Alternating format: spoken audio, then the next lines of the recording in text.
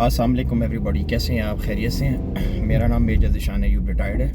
I am from army aviation core. आप लोगों से पहले भी मेरी बातचीत रही है। सबसे पहले तो मेरा ये चैनल ज़रूर सब्सक्राइब करें और उन बच्चों के साथ शेयर करें कि जो इस टाइम पर ISSB 153 लॉन्ग कोर्स के लिए अपेयर हो रहे हैं, या GDP के लिए या नेवी के लिए, और ताकि उनका फ़ायदा हो और उनका भला हो। इसमें आज जो हम बात करने जा रहे हैं वो है OPQ के बारे में, या OPI जिसको कहते हैं, ओरल प्रोफिशेंसी इंटरव्यू या ओरल प्रोफिशेंसी क्वेश्चनेयर। कुछ दिन पहले मुझसे एक बच्चा जिसने माशाल्लाह से अभी इनिशियल अपना सारा क्लियर कर लिया है और उसको काफ़ी मैंने गाइडेंस वगैरह दी थी और मुझसे इन कांटेक्ट रहा, तो उसने मुझसे जब पूछा कि सर ये OPI के बारे में ज़रा मुझे बता दें कि ये समझ नहीं आ रही। तो देखें, इस पे पहले भी मेरी एक वीडियो है, बड़ी मैंने डिटेल में उसमें आप लोगों को बताया। फिर भी वो बच्चे जिन्होंने अगर वो वीडियो नहीं देखी तो उनके लिए मैं ये बता दूं, OPI या OPQ कहते हैं जिसको, एक्चुअली में ये आपके करेक्टर ट्रेट्स बिल्डिंग के बारे में जो है वो एक जजमेंट फार्मूला है। ठीक है, अब जजमेंट फार्मूला क्या है, ये इंटरनेशनली रिकग्नाइज्ड है, ये भी मैं आपको बता दूं, क्योंकि मैंने कुछ इंटरनेशनली पेपर्स भी दिए हुए हैं और इस तरह के मैंने जो है वो इंटरव्यूज़ या आप कह रहे क्वेश्चनियर्स फिल किए हुए, जिसमें कतर एयरवेज़ है या फ्लाई दुबई है।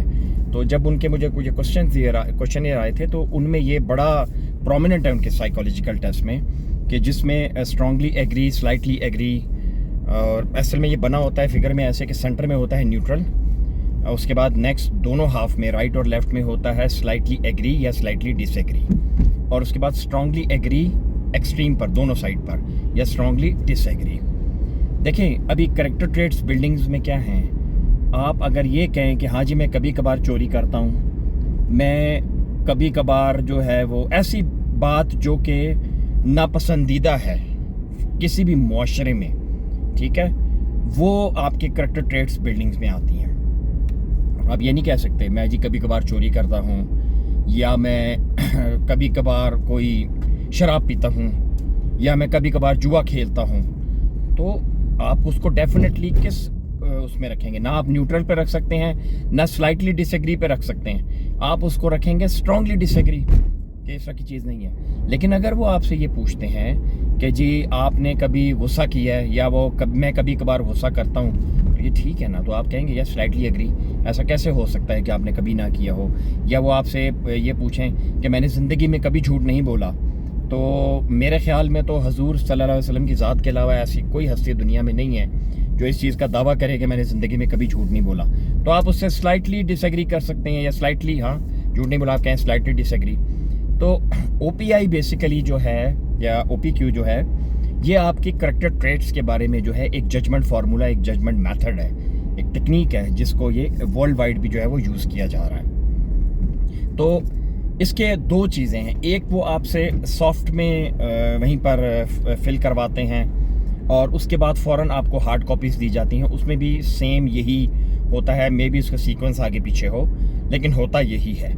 तो उसमें एक तो ये चेक किया जाता है, उसमें 2-3 चीज़ें कि आपका ख़ुद अपनी मेमोरी कितनी है, कि आपको याद है कि आपने पहले में क्या लिखा था और दूसरे में क्या।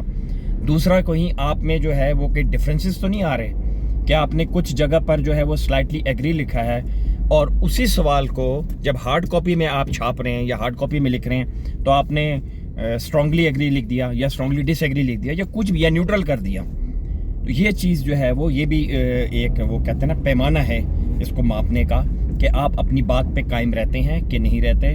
इमोशनल इंस्टेबिलिटी तो नहीं है आपके अंदर, बहुत गुस्सा करना और ये वो और तंग होना, मतलब ये चीज़ें जो हैं वो इसमें दिखी जाती हैं। तो OPQ बेसिकली कोई इतना मुश्किल नहीं है। कुछ बच्चे इससे घबरा रहे थे तो दे टोल्ड मी कि ज़रा हमें इसका समझा दें। देखें, मैंने पहले भी अपने एक वीडियो पे ये आप लोगों को बता चुका हूँ इसी पे, कि फ़ौज आपकी कैरेक्टर बिल्डिंग के लिए नहीं है, ठीक है, फ़ौज आपको सोल्जर बनाने के लिए, ट्रेन करने के लिए है।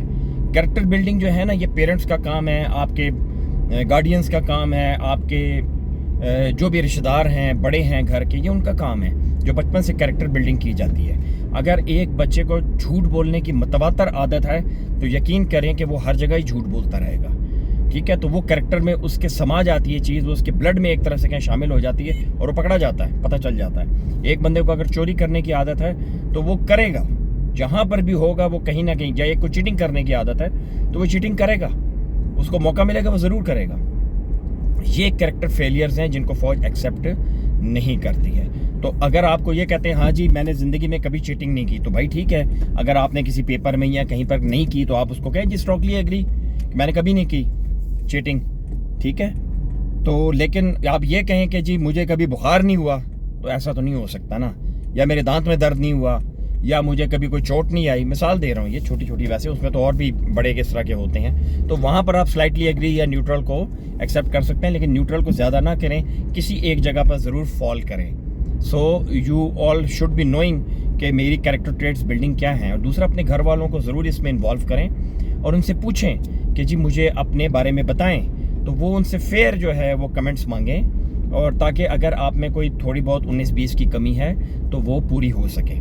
तो ये OPI या OPQ is not that difficult कि जितना इसको सोचा जा रहा है या इसको जहन में बिठा लिया अगलों ने कि पता नहीं ये क्या चीज़ है। नहीं, ये ऐसा कुछ भी नहीं है। दूसरा, हम बात करेंगे लेक्चरेट में जो लेक्चर का था। देखें, इंटरव्यू से पहले या वो कुछ भी, वो आपको थोड़ा टाइम देते हैं। मेरे अगर आप पहले भी लेक्चर्स देखे हैं तो मैंने उसमें बड़ी डिटेल में आप लोगों को चीज़ें बताई हैं कि बच्चों मोबाइल ये सब चीज़ नहीं है, ठीक है। मैं अपनी बेटियों को भी यही बताता हूँ, अपने बच्चों को भी यही बताता हूँ कि मोबाइल में अगर आप घुसे भी हैं तो चलो यार उसका कोई पॉजिटिव इस्तेमाल भी करो ना। खाली रोबोलॉक्स में गेम्स तो नहीं खेलनी, ठीक है ना। उसका पॉजिटिव इस्तेमाल ये है कि आप वर्ल्ड वाइड देखें दुनिया में हो क्या रहा है इस वक्त, जो है वो क्या सिस्टम चल रहा है, और दुनिया में इस वक्त क्या हालात जो है वो तेज़ी से चेंजेस आ रही हैं। आप ग्लोबल वार्मिंग देखें ना कितनी चेंज हो गई है, कि मैं अभी कोयटा फरवरी में हूँ, यकीन करें सर्दी नहीं है, और पूरे दिसंबर जनवरी में कोयटा में सर्दी, कोयटा से ज़्यादा पंजाब में सर्दी थी। तो ये ग्लोबल वार्मिंग है ना। हम कभी सोच भी नहीं सकते थे कि कोयटा जैसे शहर में पंजाब से कम सर्दी पड़ेगी, कम सर्दी पड़ेगी। तो यहाँ पर तो सर्दी बहुत कम पड़ी है, और अब भी जो है बस ये एक फॉर्मेलिटी टाइप का, हमने बस स्वेटर खाली पहना हुआ, बाकी कुछ भी नहीं, नॉर्मल फिर रहे हैं, धूप निकली हुई है, दैट्स ऑल। ये ग्लोबल वार्मिंग है। पंजाब में देखें फॉग थी, सूरज ही नहीं निकला, मैं कहता हूँ ठिठर गए लोग, ठीक है। तो आप इन चीज़ों को रीड करें, उसके बाद हालात हाज़रा पर नज़र रखें। अमेरिका इस वक्त कहाँ पर मूव कर रहा है, उसकी शिप्स कहाँ पर मूव कर रही हैं, यमन की इस वक्त क्या पॉलिसीज़ चल रही हैं, इसराइल का क्या चल रहा है। तो ये चीज़ें जब आपको कोई लेक्चर कुछ भी मिलेगा तो वो आपको इसी तरह पता चलेगा। और दूसरा, द मोस्ट इम्पॉर्टेंट थिंग, जो हमारे मुल्क में जो सोशल इश्यूज़ हैं उनको ज़रूर एड्रेस करें। भाई हमारी एजुकेशन का क्या आजकल प्रॉब्लम चल रही हैं, हमारे कॉलेजेस में तालीम का निज़ाम जो है वो क्यों ख़राब है, सेहत को डिस्कस करें कि सेहत से रिलेटेड जो हमारे इदारे हैं वो क्या कर रहे हैं, और इस वक्त वहाँ पर क्या हालात चल रहे हैं पाकिस्तान में, सड़कों का, ट्रांसपोर्टेशन का, कम्युनिकेशन का। ये वो तमाम बातें हैं जो कि आपसे लेक्चर में जो एक कॉमन चीज़ें हैं वो आपसे पूछ सकते हैं। टूरिज़्म के बारे में आपसे पूछ सकते हैं, वो आपसे कुछ भी इस तरह पूछ सकते हैं। तो एटलीस्ट आपको बेसिक्स हर जगह की, हर चीज़ की मालूम होनी चाहिए, सो दैट जब आप वहाँ पर डिस्कस करें, किसी से बात करें, तो आप कुछ बोल तो सकें ना, कुछ बता तो सकें कि जी मुझे बेसिक्स पता है। इस मीडिया का, इस सोशल मीडिया का आप एक पॉजिटिव यूज़ है वो यही है कि आप उसको जो है वो पॉजिटिव वे में यूज़ करें, और जो भी इस वक्त लेटेस्ट डेवलपमेंट चल रही हैं, जो न्यूज़ चल रहे हैं, अल जज़ीरा चैनल है, CNN है, BBC और बड़े चैनल्स हैं, उनको देखें, कुछ ना कुछ वहाँ से गेन करें। तो अगर आपको शौक़ है फ़ौज में आने का तो आप यकीनन कामयाब रहेंगे। लेकिन अगर आप वहाँ पर एक अच्छा इंटरव्यू देंगे, एक अच्छा प्रेजेंटेबल इंटरव्यू देंगे और पर्सनैलिटी रखेंगे, तो आपके चांसेस ज़्यादा हैं। ये ऐसा कहीं पर भी नहीं है कि जी मैं चप्पलें पहन के चला गया था लेकिन फिर भी मैं सिलेक्ट हो गया, झूठ बोलते हैं वो, ऐसा कुछ भी नहीं है।